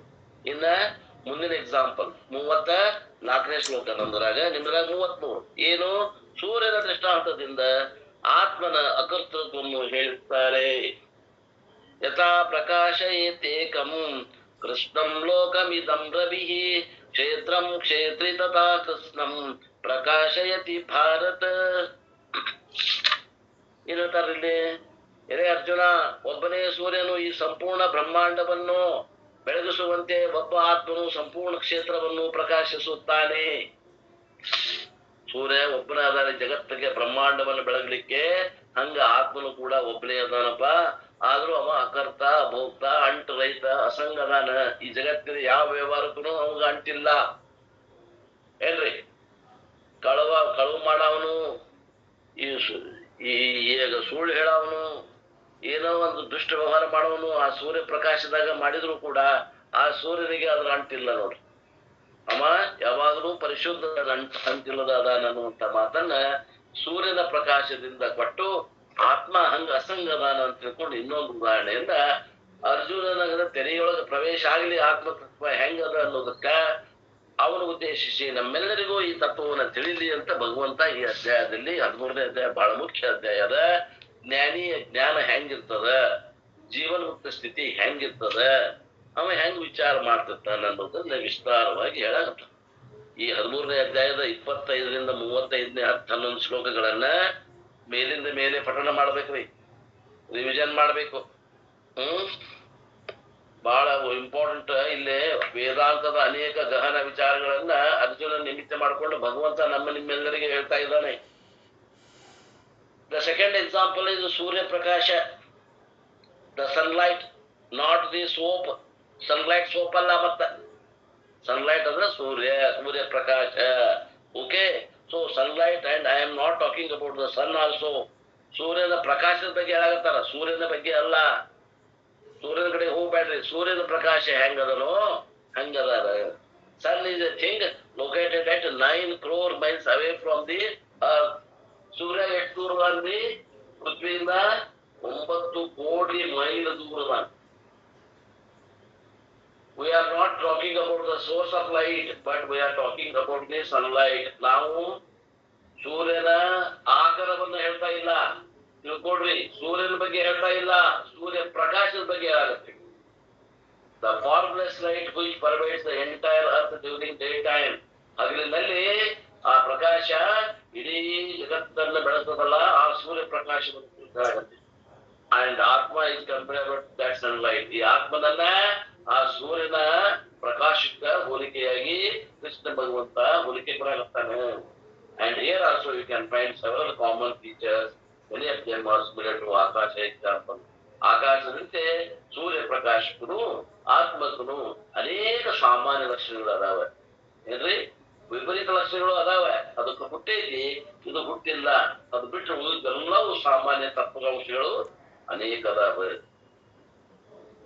ಆತ್ಮನ ನಾವು ಹೆಂಗ್ ಗ್ರಹಣ ಮಾಡ್ಬೇಕು, ಯಾವ ಬುದ್ಧಿಗೆ ನಾವು ಹೆಂಗ್ ತಿಳಿಬೇಕು ಅನ್ನೋದಕ್ಕೆ ಇವು ಉದಾಹರಣೆಗಳು. ಸೂರ್ಯನ ಪ್ರಕಾಶ ನೆನಪು ಮಾಡ್ಕೊಡ್ರಿ, ಆತ್ಮ ಹಂಗದ. ಆಕಾಶವನ್ನು ನೆನಪು ಮಾಡ್ಕೊಡ್ರಿ, ಆತ್ಮ ಹಂಗದ. ಅಂಡ್ ಹಿಯರ್ ಆಲ್ಸೋ ಸರ್ವಗತಂ the sunlight pervades the entire earth at least relatively. ಎಂದ್ರೆ ಸೂರ್ಯ ಪ್ರಕಾಶ ವ್ಯಾಪಕದ ಅಂತ ಹೇಳ್ತಾರೆ. ಅಂಡ್ ಅಚಲತ್ವಂ, ಸೂರ್ಯನ ಪ್ರಕಾಶವು ಅಚಲದ ಅಂತ ಹೇಳ್ತಾರೆ. Sunlight doesn't move because it is already everywhere. ಸೂರ್ಯನ ಪ್ರಕಾಶವು ಕೂಡ ಅಚಲ ಅಂತ ಹೇಳ್ತಾರೆ. ಆದ್ರೆ ನಮ್ಮ ವಿಜ್ಞಾನ ಏನ್ ಹೇಳ್ತೈತಿ, ಸೂರ್ಯನ ಪ್ರಕಾಶ ಅವ ಸೂರ್ಯ ಬಿಟ್ಟ ಮೇಲೆ ಸುಮಾರು 8 ಸೆಕೆಂಡಿಗೆ ಭೂಮಿಗೆ ಮುಟ್ತದ. ಒಂದು ಬೆಳಕು ಒಂದು ಸೆಕೆಂಡಿಗೆ 1,86,000 ಕಿಲೋಮೀಟರ್ ಚಲಿಸ್ತದ. ಹಂಗ 8 ನಿಮಿಷಕ್ಕೆ ಎಷ್ಟು ಕಿಲೋಮೀಟರ್ ಚಲಿಸ್ತದ ಅನ್ನುವಂತ ವಿಚಾರ ಮಾಡಿ ಆ 9 ಕೋಟಿ ಮೈಲ್ ಅದ ಅಂತ ಹೇಳ್ತಾರೆ. ಚಲಿಸ್ತದ, ಸೂರ್ಯನ ಪ್ರಕಾಶ ಚಲಿಸ್ತದ. ಆದ್ರೆ ಇಲ್ಲಿ ಚಲಿಸುವುದಿಲ್ಲ ಅಂತ ಹೇಳಿದ್ದು ಅತಿಶಯ ಮಾಡಿ ಹೇಳ. ಮತ್ ಯಾರ ಬಗ್ಗೆ ಚಲಿಸ್ತೀವಿ ಅನ್ಬ್ಯಾಕ್ ಹೋಗ್ಬೇಡ, ಚಲಿಸ್ತದ. ಸೂರ್ಯನ ಪ್ರಕಾಶ ಚಲಿಸ್ತದ, ಆದ್ರೆ ಆತ್ಮ ಚಲಿಸುವುದಿಲ್ಲ. ನಿರ್ವಿಕಾರ, the light doesn't undergo any change at all. ಸೂರ್ಯನ ಪ್ರಕಾಶ ಯಾವುದು ಬದಲಾವಣೆ ಆಗುದಿಲ್ಲ, ಹಂಗೆ ಆತ್ಮನೂ ಕೂಡ ಬದಲಾವಣೆ ಆಗುದಿಲ್ಲ. When I move the hand, the light is not moving or changing. And similarly, asangatvam, the light is doesn't have a polluted. ನೋಡ್ರಿ, ಈಗ ಒಂದು ಗಟರ ಮ್ಯಾಗ ಸೂರ್ಯನ ಪ್ರಕಾಶ ಬೀಳು, ಆ ಸೂರ್ಯನ ಪ್ರಕಾಶಕ್ಕೆ ಗಟರದಾಗ ಹೊಲಸು ಅಡ್ಬೋತೈತೇನು? ಇಲ್ಲ. ಇನ್ನೊಂದು ತೋಟದಾಗ ಒಳ್ಳೆ ಹೂಗಳ ಒಳ್ಳೆಯವ, ಅಲ್ಲಿ ಸುವಾಸಿತ ಅದ, ಆ ಸುವಾಸಿತ ಆಗಿರ್ತೇನೆ ಸೂರ್ಯಪ್ರಕಾಶ ಇಲ್ಲ. ಅದಕ್ಕೂ ಅಂಟುಕೊಳ್ಳೋದಿಲ್ಲ, ಆ ಕೆಟ್ಟ ವಾಸನೆಗೂ ಅಂಟುಕೊಂಡಿಲ್ಲ, ಸಂಘ ಅನ್ನೋದಿಲ್ಲ ಇಲ್ಲ ಅನ್ನುವಂಥ. ಆದಾಯ ಅಕಲೇದ್ಯ ಅಶೌಚ್ಯ ಅಕ್ಲೇದ್ಯ. ಅಂಡ್ ಫೈನಲಿ ಅದು ಆಕಾಶನೂ ಅಖಂಡದ, ಅದಕ್ಕೂ ಕೂಡ ಖಂಡವಾಗಿಲ್ಲ ಆಕಾಶ. ಆಕಾಶ ಹೆಂಗದ ಹಂಗ ಸೂರ್ಯನ ಬೆಳಕು ಅಖಂಡದ. ಹಂಗ ಆತ್ಮನು ಅಖಂಡದ. And finally the light illuminates everything. ಸೂರ್ಯನ ಪ್ರಕಾಶದಲ್ಲಿ ಎಲ್ಲ ವಸ್ತುಗಳು ನಮಗ ಜ್ಞಾನ ಆಗ್ತದೆ. ಆದ ರೀತಿ ಅದು ಪ್ರಕಾಶಮಾನವಾಗಿ ಹೆಂಗಿತ್ತು ಸೂರ್ಯನ ಪ್ರಕಾಶ, ಅದೇ ರೀತಿ ಆತ್ಮನ ಪ್ರಕಾಶದಲ್ಲಿ ಎಲ್ಲ ವಸ್ತುಗಳು ನಮಗೆ ಕಂಡು ಬರ್ತಾವೆ. The light Atma also illumines. Illumines means what? That makes everything known. Because of consciousness alone, things are known or illuminated. Without consciousness, its matter alone is there. In the universe, there will be nobody to know the matter. Imagine, without us being present, things are like light, fan, etc. are there. Who is the conscious of whom? ನೋಡ್ರಿ, ಆತ್ಮ ಇಲ್ಲಂದ್ರೆ ಏನು ಅರಿವು ಬರಂಗಿಲ್ಲ. ಆತ್ಮ ಇರೋದ್ರಿಂದ ನಮ್ಗೆಲ್ಲ ಜಗತ್ತಿನಾಗ ಎಲ್ಲ ಅರಿವಿಗೆ ಬರಾಕತ್ತ. ಅರಿವು ಅದ ಅಂತ ತಿಳ್ಕೊಂಡು, ಆತ್ಮ ಅದ ಅಂತ ತಿಳ್ಕೊಂಡು ಎಲ್ಲ ವಿಷಯಗಳು ನಮ್ಮ ಅರಿವಿಗೆ ಬರ್ತಾ ಇರುತ್ತೆ. There is no subject-object relationship at all. Subject can come only when consciousness comes, and therefore consciousness is illuminated. And therefore Krishna says here, Ekaha Ravi, the one sunlight, Imam Krishnam Lokam Prakashayati. Illumines the entire universe, but without getting polluted by that. ಸೂರ್ಯ ಪ್ರಕಾಶದಿಂದ ಇಡೀ ವಿಶ್ವವನ್ನೇ ಬೆಳಗ್ತಾನ. ಆದ್ರೆ ವಿಶ್ವದಲ್ಲಿ ಇದ್ದಂತಹ ಯಾವ ಸಂಸ್ಥೆಗಳು ಆ ಬೆಳಕಿನೊಂದಿಗೆ ಅವು ಸಂಬಂಧ ಆಗುವುದಿಲ್ಲ. ಅದು ಸ್ವಚ್ಛದ. ಅಂಡ್ ಸಿಮಿಲರ್ಲಿ ಸೂಕ್ಷ್ಮತ್ವಂ, ಅದು ಕೂಡ ಆಕಾಶ ಹೇಗೆ ಸೂಕ್ಷ್ಮದನೋ ಹಂಗ ಸೂರ್ಯನ ಬೆಳಕು ಸೂಕ್ಷ್ಮದ, ಆತ್ಮನು ಅದೇ ರೀತಿ ಸೂಕ್ಷ್ಮದ. Light cannot be touched by me. ನಾವು ಬೆಳಕನ್ನು ಮುಟ್ಟಾಕ್ ಬರುವುದಿಲ್ಲ. Light is here, I cannot touch it, you cannot taste it. ಆ ಲೈಟ್ ಅನ್ನ ಬೆಳಕು ಸೂರ್ಯಪ್ರಕಾಶವನ್ನು ಮುಟ್ಟಾಕಾಗುದಿಲ್ಲ, ಅದನ್ನು ರುಚಿಸಾಕಾಗುದಿಲ್ಲ. ಲೈಟ್ ಕೆನಾಟ್ ಬಿ ಸ್ಮೆಲ್ಡ್, ಅದ್ರ ವಾಸನೆ ಹಿಂಗ ಅದನ್ನ ಕೇಳಾಕ್ ಬರುವುದಿಲ್ಲ. You cannot hear the light, ಅದನ್ನು ಕೇಳಾಕ್ ಬರುವುದಿಲ್ಲ. In fact you cannot even see the light here. ಏನ್ರಿ, ನೀವು ಏನ್ ನೋಡ್ತೀರಿ ಅಂದ್ರೆ ಲೈಟ್ ನೋಡುದಿಲ್ಲ, ಲೈಟ್ ನಾಗ ಬೇರೆ ವಸ್ತುಗಳನ್ನ ನೋಡ್ತೀರಿ. ಅಂಗೇ ಹಿಡಿದ್ರೆ ಅಂಗೇ ಕಾಣ್ತೈತೆ ಅಂದ್ರೆ ಅಂಗೇ ತೋರ್ತೈತೆ ಹೊರತು ಲೈಟ್ ಕಾಣುದಿಲ್ಲ, ತಿಳ್ಕೊಳ್ರಿ. I have told, when the light is there, without the reflection medium, the light of itself is incomprehensible. Therefore, light is what?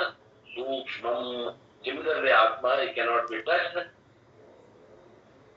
cannot be smelled. ಅದನ್ನು ಮುಟ್ಟಾಕಾಗಂಗಿಲ್ಲ, ಅದನ್ನು ಮೂಸಾಕಾಗಂಗಿಲ್ಲ, ಅದನ್ನು ನೋಡಾಕಾಗಂಗಿಲ್ಲ, ಅದನ್ನು ಕೇಳಾಕಾಗಂಗಿಲ್ಲ.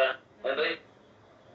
Therefore, you cannot say that it is not there. ಇಲ್ಲಿ ಮುಟ್ಟಾಕಾಗಂಗಿಲ್ಲ, ಕೇಳಾಕಾಗಂಗಿಲ್ಲ, ನೋಡಾಕಾಗಂಗಿಲ್ಲ, ಗ್ರಹಣ ವಾಸನೆ ಗ್ರಹಣ ಬಿಡಾಕಾಗಂಗಿಲ್ಲ ಅಂದ್ರೆ ಅದು ಇಲ್ಲ ಅಂತೇಳಿ ಅಂತೇಳಿನೋ ಇಲ್ಲ. ಅದು ಇದ್ರೂ ಅದು ಇಲ್ಲ, ಅದು ಅದ ಅಂತ ತಿಳ್ಕೊಂಡು ನಮಗೆ ಬೇರೆ ವಸ್ತುಗಳ ಗ್ರಹಣ ಆಗ್ತದೆ. ಅದು ಇಲ್ಲ ಅಂದ್ರೆ ಯಾವ ವಸ್ತುಗಳ ಗ್ರಹಣ ಆಗೋದಿಲ್ಲ, ಅರಿವು ಬೇಕಾಗ್ತದೆ. ಯಾವುದೇ ಒಂದು ವಸ್ತುಗಳನ್ನು ತಿಳ್ಕೋಬೇಕಾದ್ರೆ ಮೂಲ ಸ್ವರೂಪವಾಗಿ ಅರಿವು ಇರ್ಬೇಕಾಗ್ತದೆ. Since I cannot touch the Atma, therefore Atma is not there. One cannot tell that. ನೋಡ್ರಿ, ನಾನು ಆತ್ಮನನ್ನು ಮುಟ್ಟಾಕ್ ಬರುದಿಲ್ಲ ಅಂದ್ರೆ ಆತ್ಮ ಇಲ್ಲ ಅನ್ನಕ್ ಬರುದಿಲ್ಲ. Since I cannot touch the light, you cannot say the light is not there. Since you cannot say that light is not there, even though it is intangible, ಆಕಾಶವನ್ನು ಮುಟ್ಲಿಕ್ಕೆ ಆಗುದಿಲ್ಲ ಅಂದ್ರೂ ಕೂಡ ಆಕಾಶ ಇಲ್ಲ ಅನ್ನಕ್ ಬರುತ್ತದೆ.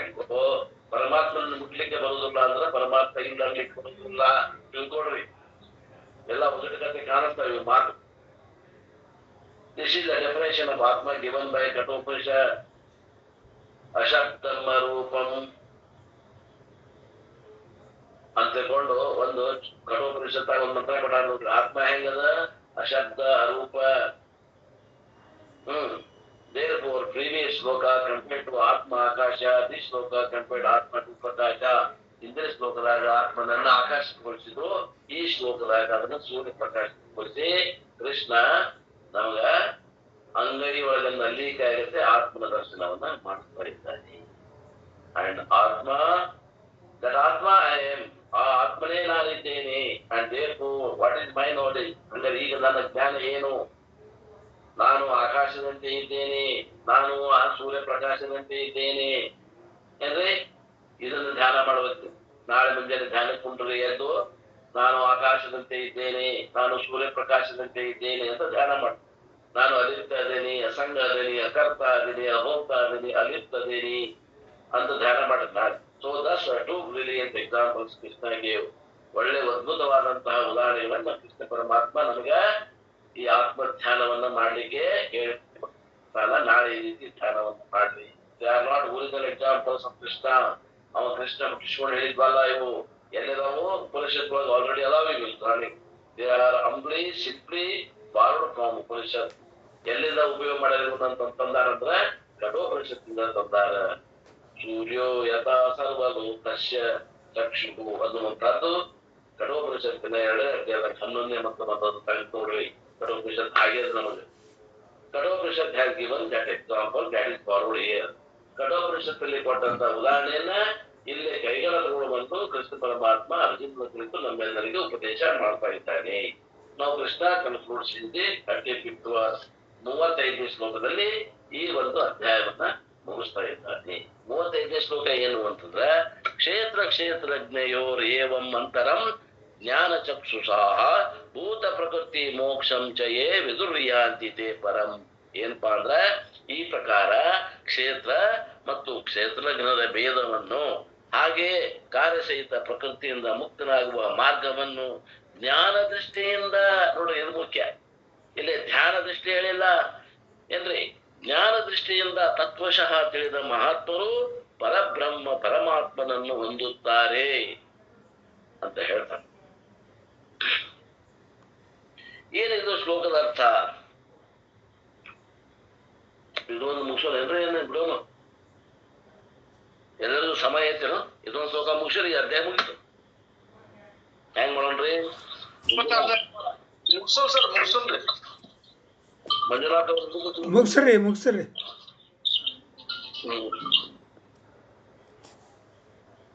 So the final benefit of the knowledge is given here in the form of moksha itself.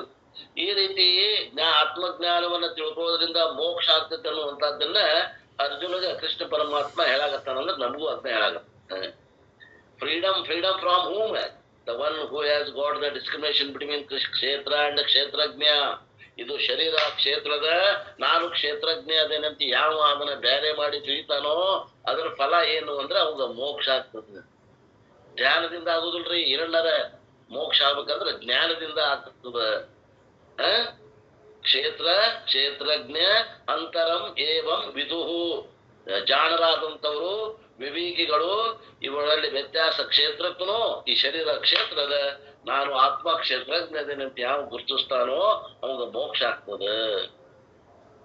Or to put in another language, the difference between the Purusha and Prakriti, or to put in English, the difference between the consciousness and matter.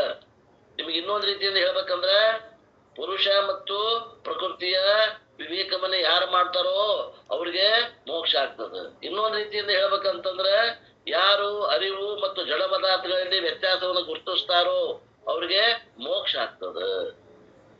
The difference between consciousness and matter, the wise people recognise. ಇದನ್ನ ಯಾರು ಗುರುತಿಸ್ತಾರಂದ್ರೆ ಈ ರೀತಿ ಶಾಸ್ತ್ರವನ್ನ ಗುರುಮುಖಿಯನ್ನ ಶ್ರವಣ ಮಾಡಿದವರಿಗೆ ಗುರುತಿಸ್ತಾರ, ಉಳಿದವರಿಗೆ ಕಠಿಣದ ಏನ್ರಿ. How do you say there is difference? ಅದರಲ್ಲಿ ಕ್ಷೇತ್ರ ಮತ್ತು ಕ್ಷೇತ್ರಜ್ಞ, ಆತ್ಮ ಮತ್ತು ಅನಾತ್ಮದಲ್ಲಿ ಫರಕ್ ಅದ ಅಂತ ಹೆಂಗ್ ಗುರುತಿಸ್ತೀರಿ ನೀವು? ಜ್ಞಾನ ಚಕ್ಷುಷಾಹ. ಜ್ಞಾನ ಕಣ್ಣು ಕೊಟ್ಟಾರ ನೋಡ್ರಿ, ಗುರು ಹತ್ರದ ಕಣ್ಣದು. ಆ ಕಣ್ಣು ನಿಮ್ಗೆ ಗುರು ಕೊಟ್ಟ. ಈಗ ಆ ಕಣ್ಣಿನಿಂದ ನೋಡ್ಬೇಕು ನಿಮ್ಗೆ. ಇಷ್ಟೊತ್ತನ ಹೆಂಗ್ ನೋಡಿದ್ವಿ ನಾವು? ಆಕಾಶಕ್ಕೂ ಮತ್ತು ಆತ್ಮನಿಗೂ ಏನು ಸಾಮಾನ್ಯ ಐತಿ, ಏನು ವ್ಯತ್ಯಾಸ ಐತಿ ನೋಡಿದ್ವಿ. ಅದೇ ರೀತಿ ಆತ್ಮನಿಗೂ ಸೂರ್ಯಪ್ರಕಾಶಕ್ಕೂ ಏನು ಸಾಮಾನ್ಯ ಅಂಶಗಳನ್ನು ನೋಡಿದ್ವಿ. ಆ ಚಕ್ಷು ಏನದ ಅದ ಜ್ಞಾನ ಚಕ್ಷು. ಮತ್ತು ಜ್ಞಾನ ಚಕ್ಷು ಅಂದ್ರೆ ಏನ್ ಬೇರೆ ಇಲ್ಲ ಅದು. ಅರ್ಜುನಗೆ ಕೃಷ್ಣ ಕೊಟ್ಟ, ಈಗ ಪರಮಾತ್ಮನ ಸ್ವಾಮೀಜಿ ನಮ್ಮ ನಿಮ್ಮೆಲ್ಲರಿಗೆ ಕೊಟ್ಟಾರ. ಆ ಕಣ್ಣಿನಿಂದ ನೋಡಿದ್ರೆ ಆತ್ಮ ಕಾಣ್ತಾನ ಅಂತ ಅರ್ಥ. With the penetrating, discerning eye of wisdom, ಜ್ಞಾನ ಚಕ್ಷು, ಜ್ಞಾನ ಅನ್ನುವಂತ ಅಗ್ನಿ ಒಂದು ಕಣ್ಣಿನಿಂದ ನೀವು ನೋಡಿದಾಗ ಇದು ಗೊತ್ತಾಗ್ತದೆ. So the sense organs cannot differentiate. ಈ ಚರ್ಮ ಚಕ್ಷುವಿಗೆ ಗೊತ್ತಾಗೋದಿಲ್ಲ, ಈ ಜ್ಞಾನ ಚಕ್ಷುವಿಗೆ ಗೊತ್ತಾಗ್ತದೆ. Just as I cannot differentiate the electricity and fan by this eye. ಈ ಕಣ್ಣಿನಿಂದ ಎಲೆಕ್ಟ್ರಿಸಿಟಿ ಯಾವುದು, ಫ್ಯಾನ್ ಯಾವುದು ಗೊತ್ತಾಗ್ತದೇನ? ಆಗುದಿಲ್ಲ. ಟೆಸ್ಟರ್ ಇದ್ರೆ ಕರೆಂಟ್ ಯಾವುದು ಗುರ್ತು ಹಿಡಿತದ. ಫ್ಯಾನ್ ಅಂತೂ ಕಣ್ಣಿಗೆ ಗೊತ್ತಾಗ್ತದೆ.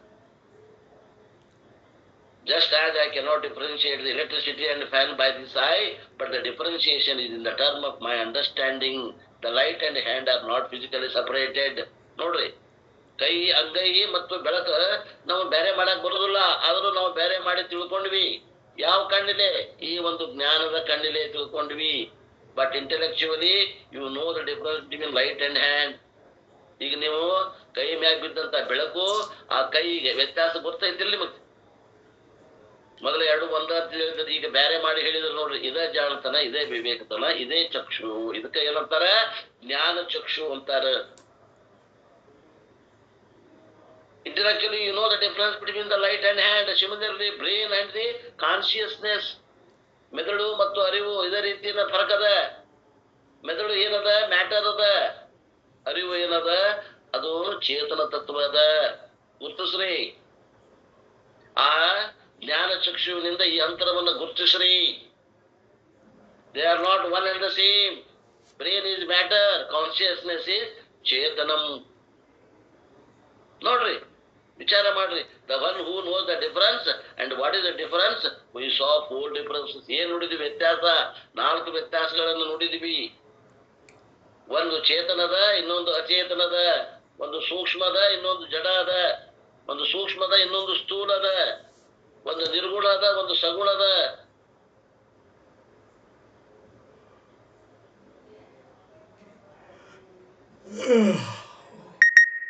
ಪ್ರಕೃತಿಗೆ ಗುಣಗಳಿಂದ ಕೂಡಿಯದ, ಆತ್ಮನಿಗೆ ನಿರ್ಗುಣ ಅದ. ಆತ್ಮ ನಿರ್ವಿಕಾರ ಅದ, ಪ್ರಕೃತಿ ಸವಿಕಾರ ಅದ. ಆತ್ಮ ಬದಲಾವಣೆ ಆಗೋದಿಲ್ಲ. ಈ ಪ್ರಕೃತಿ ದಿನ ಬದಲಿ ಆಗ್ತದ, ಈ ಶರೀರ ದಿನ ಬದಲಾವಣೆ ಆಗ್ತದ. ಈ ಕಟಿಂಗ್ ಮಾಡವ, ದಾಡಿ ಮಾಡವ ಏನ್ ಮಾಡ್ತಾನ್ರಿ? ಬ್ಲೇಡ್ ಹಾಕ್ತಾನ, ಮತ್ ಹಿಂಗ ಹಚ್ಚಿ ನೋಡ್ತಾನ ಕೈನ. ನಮ್ಮ ಇವೇನಿರ್ತಾವಲ್ಲ ಬಟ್ಟ ಹಿಂದಿನ ಭಾಗವನ್ನು ಹಚ್ಚಿ ನೋಡ್ತಾನ. ಇನ್ನೊಟ್ಟು ಕೂದಲು ಹುಟ್ಟಾಗತ್ತಾವ, ಮತ್ತೊಮ್ಮೆ ಕೆರಿತಾನ. ಒಮ್ಮೆ ಕೆರದಾಗ ಪೂರ ಹೋಗಿರ್ತಾವಂದ್ರು ಇನ್ನೊಮ್ಮೆ ಕೆರೆ ಮತ್ತೆ ಹುಟ್ಟಿರ್ತಾವಂತಾರ ಕೂದಲು. ಏನ್ರಿ? ದಾಡಿ ಮಾಡ್ಕೊಳ್ಳೋ ಹೊತ್ನಾಗ ಗಂಡ್ಮಕ್ಳು ಒಮ್ಮೆ ಕೆರದ ಮೇಲೆ ಇನ್ನೊಮ್ಮೆ ಕೆರಿಬೇಕಾದ್ರೆ ಮತ್ತೆ ಹುಟ್ಟಿರ್ತಾವಂತ ನೋಡ್ರಿ. ಅಂದ್ರ ಅಷ್ಟು ಬದಲಾವಣೆ ಆಗಾಗತೈತಿ ಈ ಪ್ರಕೃತಿ. ಹಂಗ ಆತ್ಮ ಬದಲಾವಣೆ ಆಗೋದಿಲ್ಲ. ನಿಮ್ಮ ಆತ್ಮ ನೀವು ಚಿಕ್ಕವರಿದ್ದಾಗ ಹೆಂಗಿತ್ತು ಇವು ಹಂಗ ಅದ. ನಿಮ್ಮ ಶರೀರ ಹಂಗಿಲ್ಲ, ಬಲ್ತದ, ಬೆಳೆದದ, ಮುದುಕಾಗ್ಯದ, ವಯಸ್ಸಾಗ್ಯದ. ಆತ್ಮಕ್ ವಯಸ್ಸಾಗಿಲ್ಲ. Consciousness is changeless, matter is ever changing. ಶರೀರ ದಿನಂಪ್ರತಿ ಬದಲಾವಣೆ ಆಗಾಗತ್ತದ. ಆತ್ಮ 1 ಸೆಂಟಿಮೀಟರ್ ಅಷ್ಟು ಬದಲಾವಣೆ ಆಗಿಲ್ಲ, 1 ಮಿಲಿಮೀಟರ್ ಅಷ್ಟು ಬದಲಾವಣೆ ಆಗಿಲ್ಲ. 70 ವರ್ಷ ಆದ್ರೂ ಬದಲಾವಣೆ ಆಗಿಲ್ಲ. ಹಂಗದ. And Krishna wants to emphasize the 4 differences in those shloka. ಭಗವಂತ ಕೃಷ್ಣ ಈ 4 ವ್ಯತ್ಯಾಸಗಳನ್ನು ಪ್ರಮುಖ ಮಾಡಿ ಈ ಶ್ಲೋಕದಲ್ಲಿ ಹೇಳ್ತಾ ಇದ್ದಾನೆ. ಯಾಕಂದ್ರೆ ಅವು ಬಹಳ ಮುಖ್ಯದಾವ. ಆತ್ಮಜ್ಞಾನಿಗೆ ಅವು ಬಹಳ ಮುಖ್ಯದಾವ. ಮತ್ತ ಅಲ್ಲೇ ಒಂದು ತಾತ್ವಿಕ ವಿಚಾರನೂ ಅದ. Do you remember the 4 differences? ಏನದಾವು 4 ವ್ಯತ್ಯಾಸ ನಿಮ್ಗೆ ಗೊತ್ತೈತಿ? ಚೈತನ್ಯಂ ಅಚೇತನಂ, ನಿರ್ಗುಣಂ ಅಂಡ್ ಸಗುಣಂ, ನಿರ್ವಿಕಾರಂ ಸವಿಕಾರಂ, ಸತ್ಯಂ ಅಂಡ್ ಮಿಥ್ಯಾ. Conscious alone exist independently, matter cannot exist independently. ಅರಿವು ಸ್ವತಂತ್ರವಾಗಿ ಐತಿ, ಪ್ರಕೃತಿ ಸ್ವತಂತ್ರ ಇಲ್ಲ. ತನ್ನ ಇರುವಿಕೆಗಾಗಿ ಅದು ಆತ್ಮನನ್ನ ಆಶ್ರಯ ಮಾಡ್ಕೊಂಡದ. ಅದಕ್ಕೆ ಮಿಥ್ಯಾ ಅಂತಾರ. Consciousness alone exists independently. Matter cannot exist independently. So conscious has got intrinsic existence. Matter has got a borrowed existence. ಆ ಚೇತನಕ್ಕ ಸ್ವತಂತ್ರವಾದ ಇರುವಿಕೆ ಅದ. ಈ ಪ್ರಕೃತಿಗೆ ಅಥವಾ ಪ್ರಕೃತಿ ಆಗಲಿ ಜಡವಾದ ಏನು ಶರೀರ ಅದ, ಇದು ಮತ್ತೊಬ್ಬರ ಮ್ಯಾಗ ಸ್ವತಂತ್ರವಾದ ಇರುವಿಕೆ ಇಲ್ಲ. ಮಿಥ್ಯಾ ಅಂತಾರ ಅದಕ್ಕೆ.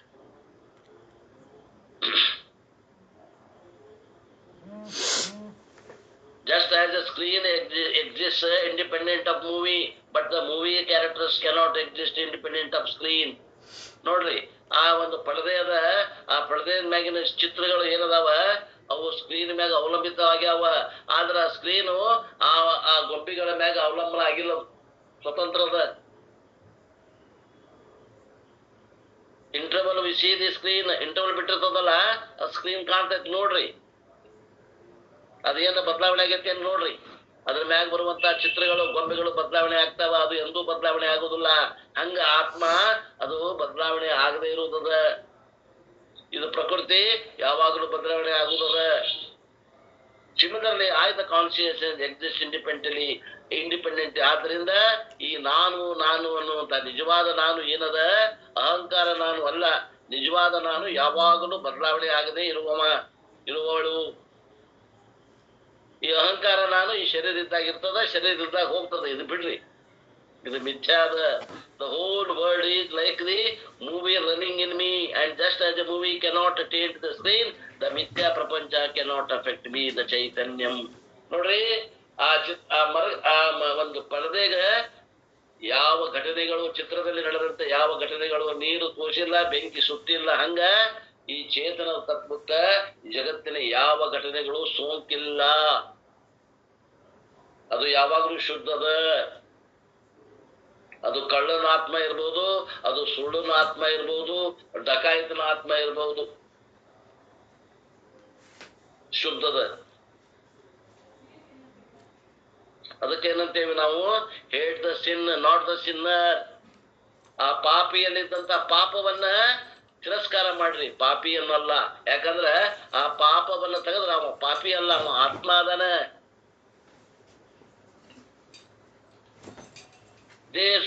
ಭೂತ ಪ್ರಕಾಶ ಮೋಕ್ಷಂ ಚ. The moksham refers to mithyatvam. Very careful. Very misleading. Moksha means the absence of real existence. Moksha, absence of real existence. That means it has got only borrowed existence, like a dream on the movie. So mithyatvam of what? Purusha or Prakriti. Mithyatvam of what? Bhuta Prakriti. The mithyatvam of Prakriti as well as the other inert things and beings. So Bhuta Prakriti Moksham Cha. The mithyatvam of matter, which is indirectly includes the satyatvam of consciousness. ಪ್ರಕೃತಿ ಏನದ, ಅದು ಮಿಥ್ಯಾ ಅದ. ಅದಕ್ಕೆ ಅಧಿಷ್ಠಾನವಾದಂತಹದ್ದು, ಬದಲಾವಣೆ ಆಗದೆ ಇರುವಂತಹದ್ದು ಏನ ಸದ್ರೂಪದ. ಸದ್ರೂಪ ಚಿದ್ರೂಪ ಏನದ ಚೇತನ, ಅದು ಯಾವಾಗಲೂ ಬದಲಾವಣೆ ಆಗುವುದಿಲ್ಲ. ತೇ ಏ ವಿದುಹು. ಇದನ್ನು ಗುರುತಿಸಿದವರು ಜ್ಞಾನಿಗಳು. Those who recognize ಅಹಂ ಸತ್ಯಂ ಜಗನ್ ಮಿಥ್ಯಾ. ಜಗತ್ ಮಿಥ್ಯಾದ, ನಾನು ಸತ್ಯ ಅದೇನಂತ ಯಾರು ಗುರುತಿಸ್ತಾರೋ ಅವ್ರಿಗೇನಂತಾರ, ತಿಳಿದವರು ಅಂತಾರ. ವಿದುಹು ಅಂದ್ರೆ ಏನ್ರಿ, ಜ್ಞಾನಿಗಳು. And therefore world cannot touch me. ಆದ್ರಿಂದ ಈ ಜಗತ್ತು ಆ ಪಾರಮಾರ್ಥಿಕವಾದ ನನ್ನ ಸ್ವರೂಪವನ್ನ ಎಂದೆಂದು ಮುಟ್ಲಿಕ್ಕೆ ಸಾಧ್ಯವೇ ಇಲ್ಲ. ಇತಿ ಯೇ ವಿದುಹು ತೇ ಪರಮಂ ಯಾಂತಿ. ಯಾರು ಹಿಂಗ ತಿಳಿತಾರೋ ಅವರು ಪರಮ ಸ್ವರೂಪವಾದಂತಹ ಪರಮ ಸ್ವರೂಪವಾದ ಮೋಕ್ಷವನ್ನು ಹೊಂದುತ್ತಾರೆ. They alone attend freedom from the fear of the world. ಈ ಜಗತ್ತಿನ ಒಂದು ಹೆದರಿಕೆಯಿಂದ ಅವರು ಮಾತ್ರ ಪಾರಾಕಾರ. ಯಾರು ಈ ರೀತಿ ವಿಂಗಡಿಸಿ ಆತ್ಮ ಅನಾತ್ಮ, ಕ್ಷೇತ್ರಜ್ಞ, ಪುರುಷ ಮತ್ತು ಪ್ರಕೃತಿಯನ್ನು ವಿವೇಕ ಮಾಡಿ ತಿಳಿತಾರೋ ಅವರು ಈ ಸಂಸಾರವನ್ನು ದಾಟ್ತಾರೆ. ದೇ ಅಟೈನ್ ಜೀವನ್ ಮುಕ್ತಿ. ಜೀವಂತ ಇದ್ದಾಗ ಆ ಮುಕ್ತಿ ಅನುಭವವನ್ನು ಮಾಡ್ಕೋತಾರೆ. ಪರಂ ಮೀನ್ಸ್ ಮೋಕ್ಷ. This is the final benefit of the self knowledge. ಇದು ಆತ್ಮಜ್ಞಾನದಿಂದ ಸಿಗಬಹುದಾದಂತ ಉತ್ಕೃಷ್ಟವಾದಂತ ಶ್ರೇಷ್ಠವಾದಂತಹ ಲಾಭ. ವಿತ್ ದಿಸ್ ಕೃಷ್ಣ ಕನ್ಕ್ಲೂಡ್ಸ್ ಜ್ಞಾನ ಫಲಂ ಟಾಪಿಕ್ ಆಲ್ಸೋ. ಈ ರೀತಿಯಿಂದ ಜ್ಞಾನದ ಫಲವನ್ನ ಭಗವಂತ ಇಲ್ಲಿ ಮುಗಿಸ್ತಾ ಇದ್ದಾನೆ. ಓಂ ತತ್ಸದಿತಿ ಶ್ರೀಮದ್ ಭಗವದ್ಗೀತಾಸು ಉಪನಿಷತ್ತು ಬ್ರಹ್ಮ ವಿದ್ಯಾಯಾಂ ಯೋಗಶಾಸ್ತ್ರೇ ಶ್ರೀ ಕೃಷ್ಣಾರ್ಜುನ ಸಂವಾದೆ ಕ್ಷೇತ್ರಜ್ಞ ವಿಭಾಗ ಯೋಗೋ ನಾಮ 13 ಅಧ್ಯಾಯ ಸಂಪೂರ್ಣ. ಇಲ್ಲಿಗೆ 13ನೇ ಅಧ್ಯಾಯ ಮುಗಿತು. ಇನ್ನು ನಾಳೆಯಿಂದ ಏನದ ಅಂತಂದ್ರೆ 13ನೇ ಅಧ್ಯಾಯದ ಸಾರಾಂಶವನ್ನು ಹೇಳೋಣ. ಆ ಸಾರಾಂಶವನ್ನ ಮತ್ತೆ ನಾಳಿಂದ ನೋಡೋಣ ಅನ್ನೋದಿಗೆ ಇವತ್ತಿನ ಈ ವಾಕೃಪ ಸೇವೆಯನ್ನ ಆ ಗುರುಪಾದಕ್ಕೆ ಸಲ್ಲಿಸಿ ನನ್ನ ವಾಣಿಗೆ ವಿರಾಮ.